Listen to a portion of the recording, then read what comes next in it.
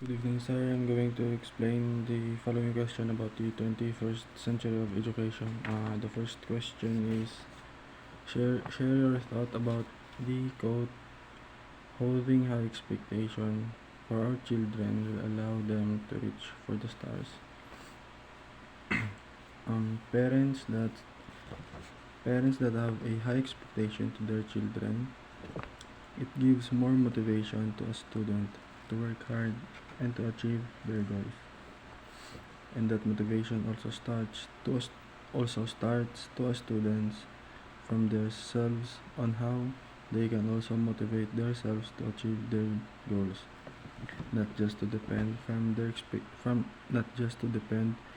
expectation of their parents, and they should start it from themselves. For the number 2, explain your own opinion about the three factor. First is the innovative. From the word innovative, sir, means coming up with something new. Like for example, sir, the education before used textbook to look for a source or information, unlike now we use tablet to make our work easier. For the number 3 is collaboration. Working with someone, sir, to finish the work easier. Just like for example, in a classroom, when you are grouped by your teacher by two to submit a task, you and your partner should do your part to finish the work with a good outcome. For the number 3 factors, creative thinking. Being an open-minded person accepts what's new and consider something in a new way. Just like for example, in a classroom, again, when you are having a conversation with your partner and giving him ideas and also absorbing his ideas, it is like a give and take processor. For the number 3,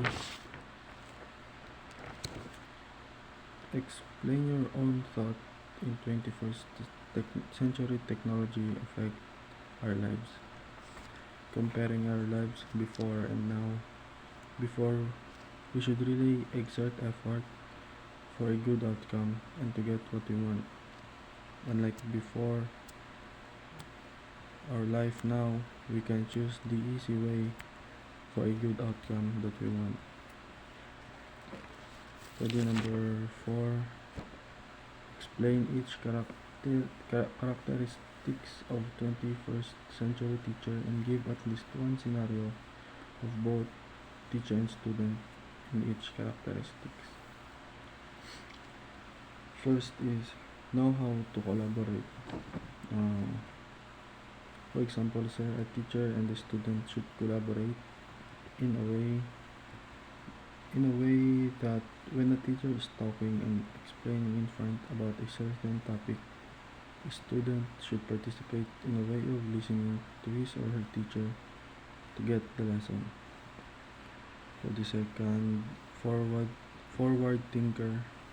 Just like for example, again, when a teacher prepares the lesson for the class, he should find a way to deliver the lesson to the class that a student should not feel bored and not to listen. For the third characteristics, adapt. For example, a student and a teacher adapt to the class for a less communication that a teacher wants to happen to the class. For the last characteristics, sir, a lifelong learner. A teacher and a student should have an idea that the education process is a long process because day by day we learn from it. Number 5 and last number 5 and last, explain in your own word and comprehension. Did you agree with the statement that a learning process should have a continuous process, that it should lifelong process? For me, sir, for my own opinion about the should life about the long life process. Yes, sir, I agree with that statement because even we are out of school, we basically learn, and a learning process is not only done in school. In life, after we graduate, after we graduated from school and having a work, we also learn, and for it is a life, and for me, sir, it is a lifelong process. That's all, sir, and good evening. Thank you, sir.